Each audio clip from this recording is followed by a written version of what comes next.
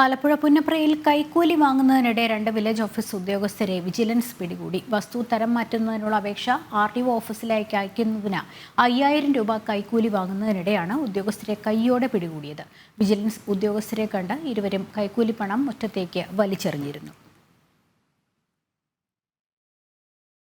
Punnapra village ഓഫീസിലെ village assistant MC Vinod, field assistant B Ashokan എന്നിവരാണ് vigilance ഉദ്യോഗസ്ഥർ ഒരുക്കിയ കെണിയിൽ കുടുങ്ങിയത്.